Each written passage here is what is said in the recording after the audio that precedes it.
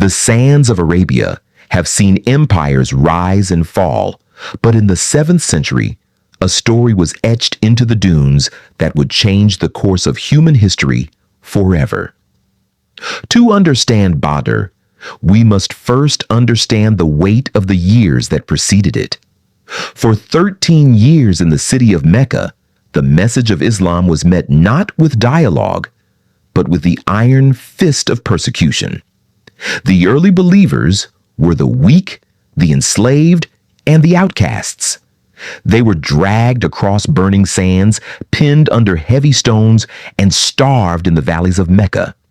When the migration to Medina finally occurred, it was an escape for survival. But the Quraysh, the proud and wealthy ruling tribe of Mecca, did not let them go in peace. They seized the homes, the livestock, and the properties of the Muslims. The wealth of the believers was packed into crates and loaded onto camels, destined for the markets of Syria. It is the 2nd year of the Hijrah. News reaches the Prophet Muhammad, PBUH, in Medina. The great caravan of Abu Sufyan is returning from the Levant, carrying the very wealth that was stolen from the Muhajirin. The Prophet calls upon his followers. This was not a call for a holy war, nor a quest for blood. It was a mission of restoration, a chance to reclaim what was theirs and to signal to the Quraysh that the days of silent suffering were over. 313 men stepped forward. Look at them closely. They are not an army of conquest. They are a collection of souls bound by a singular cord of faith. They have only 2 horses between them, one belonging to Zubair and the other to Miqdad. They have 70 camels, which they share, 3 men to a camel, taking turns to walk the blistering miles. They are poorly armed. Some carry only sticks or rusted blades. But in their chests, they carry a conviction that no shield can deflect. But the desert has eyes. Abu Sufyan, a master of trade and shadows, senses the movement of the Muslims. He sends a frantic messenger to Mecca. The messenger, in a display of ancient drama, cuts the ears of his camel and tears his shirt, screaming through the gates of the city, "O Quraysh, your caravan, your wealth, Muhammad is coming!" Mecca erupts. This was the moment the leaders of the Quraysh had been waiting for, a chance to settle the score. Abu Jahl, the father of ignorance, sees an opportunity not just to protect the caravan, but to annihilate the Muslims once and for all. He gathers an elite force of 1,000 warriors. These are the aristocrats of the desert, encased in shimmering chainmail, riding thoroughbred stallions, carrying polished spears of the finest steel. They march north with singers and wine, turning a military expedition into a festival of arrogance. As the 2 forces move toward the wells of Badr, the tactical landscape shifts. Abu Sufyan, through cunning, manages to lead the caravan safely along the coast, escaping the Muslim intercept. He sends word to the Meccan army. The caravan is safe. Return home. But Abu Jahl's ego is a fire that cannot be extinguished. He refuses. "By Allah," he bellows, "we shall not return until we have reached Badr. We shall feast, we shall drink, and all of Arabia shall tremble at our name." In the Muslim camp, the situation has changed from a caravan raid to a face-to-face confrontation with the might of Mecca. The Prophet, PBUH, gathers his men. He does not command them to fight. He asks for their counsel. He knows the weight of what he is asking. For the first time, the believers will have to stand their ground against their own kin, their own tribesmen, their own brothers. It is here, in the shadow of the dunes, that Sa'd ibn Mu'adh delivers the words that would echo through the centuries. "O Messenger of Allah," he says, his voice steady and eyes bright, "we have believed in you. We have testified that your word is the truth. If you were to lead us to the edge of the sea and plunge into its depths, we would plunge in with you. Not a single man among us would stay behind. The decision is cast. The 313 will stand. The night before the battle is unlike any other. The Meccan camp is loud with the sounds of slaughtering camels and the boasts of drunken men. But over the Muslim camp, a divine serenity descends. A light rain begins to fall. For the Quraysh, the rain turns the valley floor into a treacherous, muddy trap. For the Muslims, it washes away the dust and firms the sand under their feet, giving them a solid foundation. While the men sleep a deep, miraculous sleep, a gift of sakina, or peace from the heavens, the Prophet, PBUH, remains awake. He stands beneath a solitary tree, his hands raised so high in prayer that his cloak falls from his shoulders. He is pleading with the Creator. "O Allah," he cries, "if this small band is defeated today, you will not be worshipped on this earth again. Fulfill your promise of victory." As the first sliver of dawn touches the horizon, the valley of Badr awakens. The air is thick with the scent of wet sand and the metallic tang of unsheathed swords. The day of criterion has arrived, the day that will determine if the light of this new faith will be extinguished in the dust, or if it will burn bright enough to illuminate the world. Dawn breaks over the valley of Badr, but the sun feels different today. It is a pale, witnessing eye rising over two armies that represent two different worlds. On one side, a sea of steel, 1,000 Meccan warriors, their horses neighing with impatience, their banners fluttering with tribal pride. On the other, a thin line of 313 men standing in a formation never before seen in Arabia. Tight, disciplined rows, shoulders pressed together, creating a human wall of conviction. The Prophet, PBUH, walks along the lines, straightening the ranks with an arrow in his hand. He is calm, but his eyes reflect the gravity of the hour. He knows that in a few moments, the silence of the desert will be shattered by a roar that will echo through eternity. Sound, a sudden, sharp blast of a war horn. The sound of thousands of feet stomping on the ground.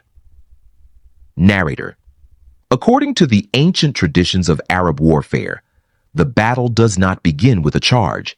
It begins with the duel of champions.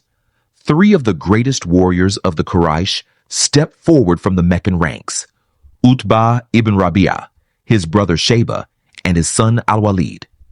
They are covered in expensive armor, their swords gleaming like mirrors in the morning sun. "Who will face us?" they bellow, their voices dripping with disdain. "Send us our equals from our own people." The Prophet, PBUH, gestures. Three men emerge from the Muslim ranks: Hamza, the Lion of Allah and uncle of the Prophet, Ali ibn Abi Talib, the young fearless cousin, and Ubaidah ibn al-Harith. They walk into the no man's land between the two armies. The world seems to hold its breath. The only sound is the whistling of the wind and the crunch of sand beneath their boots. The duels are swift and violent. Ali, with the speed of lightning, strikes down Al-Walid in a single fluid motion. Hamza, moving with the raw power of a predator, cuts through Shayba. Ubaidah and Utbah clash, both wounding each other, until Ali and Hamza rush in to finish the Meccan chief. Three champions of the Quraysh lie dead in the dust. The invincibility of Mecca has been cracked. Infuriated by the loss of their leaders, Abu Jahl gives the command. The Meccan army moves forward like a tidal wave of iron. "Charge!" they scream, the desert floor trembling under the weight of their horses. They expect the small Muslim line to break, to scatter, to flee in terror. But the Muslims do not move. They stand like the mountains that surround them. The Prophet, PBUH, gives a singular command: "Do not charge until I give the word. If they draw near, hold them back with your arrows." The air becomes a canopy of arrows. The Quraysh reach the Muslim lines, and the battle turns into a chaotic, grinding struggle. It is a symphony of violence, the screams of men, the neighing of wounded horses, the rhythmic thwack of wood hitting bone. In the heat of the midday sun, the prophet, PBUH, enters his small shelter to pray once more. He emerges with a renewed light in his eyes. He picks up a handful of pebbles and dust from the valley floor. He flings it toward the Quraysh army and cries out, "May these faces be deformed and At that moment, something changes in the atmosphere. The Quran speaks of a hidden force, thousands of angels descending in ranks to steady the hearts of the believers. To the Quraysh, the small Muslim band suddenly appears much larger, much more terrifying. A psychological weight falls upon the Meccans. Their feet grow heavy, their hearts grow cold. The prophet, PBUH, raises his sword and gives the final command, "Charge!" The Muslims, who had been holding their breath in disciplined defense, explode forward. They are no longer just men. They are a force of nature. Ali moves through the ranks like a whirlwind. Hamza's sword carves a path through the Meccan center. The aristocrats of Mecca, who had spent their lives mocking the poor and the weak, now find themselves retreating before them. Abu Jahl tries to rally his men, screaming for them to stand and fight. But the tide has turned. The arrogance of the Quraysh is being ground into the salt flats of Badr. The very ground they swore to feast upon is now becoming their graveyard. The elite of Mecca, the men who thought they owned the desert, are falling one by one. The sun begins to tilt toward the west, and for the first time in history, the unbeatable Quraysh realize they are losing. This isn't just a battle for a caravan anymore. This is the death of an old world and the painful, bloody birth of a new one. The sun has reached its zenith, casting no shadows, as if the light itself refuses to hide the slaughter unfolding on the plains.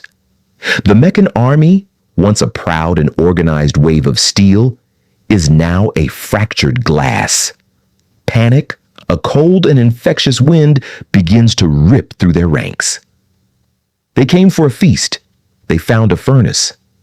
At the center of this chaos stands the architect of the war, Abu Jahl. Even as his men flee, his pride remains a rigid spine.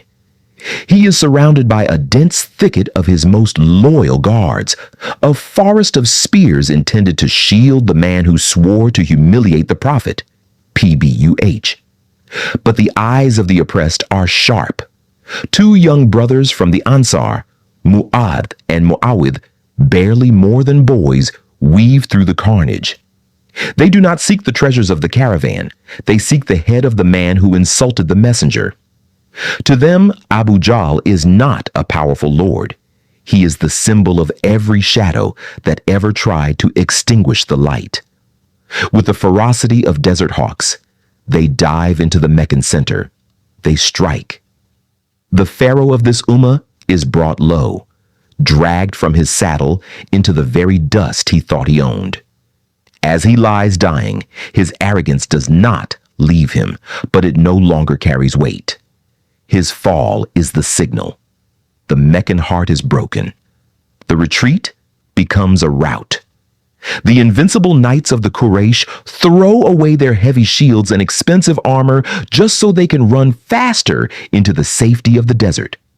Behind them lie 70 of their elite dead, the leaders, the poets, and the warriors of Mecca. Another 70 are taken prisoner. Among the prisoners are the prophet's own kinsmen. The complexity of Badr is here. It was a war where brother faced brother and father faced son. It was the ultimate test of loyalty, not to blood, but to truth. As the dust begins to settle, the Muslims survey the field. They are exhausted, their clothes stained with the salt of sweat and the crimson of battle. They look at each other in disbelief. 313 had broken 1,000. They had survived the impossible. But there is no celebration of blood. The prophet, PBUH, walks across the field. his heart heavy with the loss of life. He orders the Meccan dead to be buried with dignity in a common pit. Standing at the edge of the well of Badr, he calls out to the fallen leaders of the Quraysh by their names. O Utbah, O Shayba, O Abu Jahl, have you found what your Lord promised you to be true? For I have found what my Lord promised me to be true. The news of the victory travels back to Medina like a lightning bolt. At first, the people do not believe it. How could the small band defeat the masters of Arabia? But as the dust clouds of the returning army appear on the horizon, the realization sets in. The power dynamic of the peninsula has shifted forever. Medina is no longer just a refuge for exiles. It is a rising state. The Quraysh are no longer the undisputed masters of the desert. Their prestige is shattered, their trade routes threatened, and their pride wounded beyond measure. Badr was more than a military victory. It was a spiritual revolution. It taught the world that numbers do not dictate destiny, and that wealth cannot buy victory against a heart filled with purpose. It was the Yawm al-Furqan, the day of criterion, the day that drew a line in the sand between the past and the future. From this small valley, the message of Islam would spread, crossing oceans and mountains, reaching the corners of the earth. But it all began here. On a Tuesday in the month of Ramadan, where 300 men stood in the rain, waiting for the dawn, ready to give everything for a vision of a world where only the Creator is worshipped. The echoes of clashing steel have faded, replaced by the heavy silence of the desert night. The valley of Badr, once an obscure stopping point for travelers, is now a hallowed landmark of history. As the Muslim army begins its journey back to Medina, they do not return as conquerors draped in gold, but as men humbled by the magnitude of what they had witnessed. They carried with them 70 prisoners of war, the very men who only days ago had plotted their total extinction. In the ancient world, the fate of the defeated was certain: execution or brutal enslavement. But as the sun rose on the path to Medina, the world was about to witness a revolution in the ethics of conflict. The Prophet, PBUH, looked upon the prisoners, many of whom were his own relatives, including his uncle Abbas and his son-in-law Abul As. He issued a command that stunned both his followers and his enemies: treat the prisoners with excellence. History records the tears of the Meccan captives as they sat at the tables of the Muslims. The believers, following the Prophet's command, gave the bread to their prisoners while they themselves ate only dates. This was the birth of a new code of honor. The Prophet decreed that those who were literate among the prisoners could earn their freedom not with gold, but by teaching 10 Muslim children how to read and write. In the middle of the desert, amidst the scars of war, the ransom for a soldier was the gift of education. But back in Mecca, the atmosphere was a mirror of shadow. The city was a tomb of silence. Abu Sufyan, having saved the caravan but lost the leadership of his city, forbade the people from weeping publicly for their dead. He knew that tears would drain the rage they needed for revenge. "Do not weep," he commanded, "for if Muhammad and his companions hear of your grief, they will gloat over our misery." The loss at Badr was a structural collapse for the Quraysh. Their greatest leaders, Abu Jahl, Utbah, Shayba, Umayyah, were gone. The political vacuum was filled by Abu Sufyan, shifting the focus of Meccan power. The defeat wasn't just a blow to their pride, it was a dagger in the heart of their economy. The trade route to Syria, the lifeline of Mecca, was now under the shadow of the Muslim state. In Medina, the victory changed everything.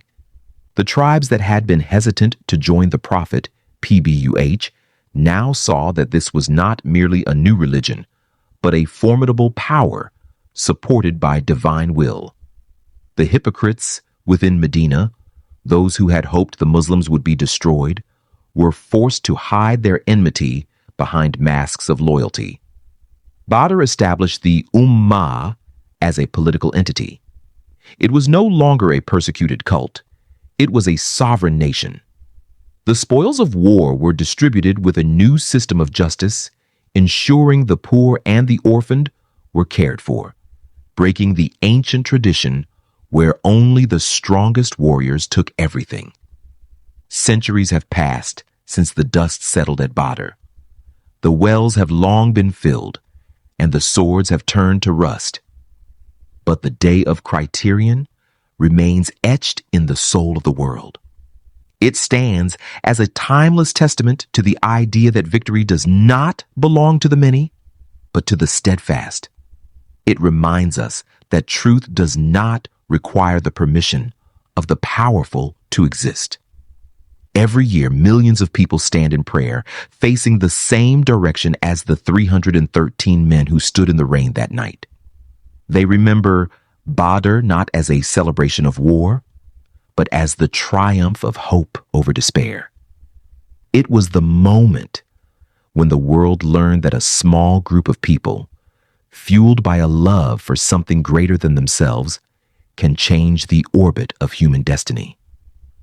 The light that flickered in that small valley did not go out. It grew into a flame that illuminated the east and the west, a flame that was kept alive by the courage of those who stood their ground when the odds were 1,000 to 1.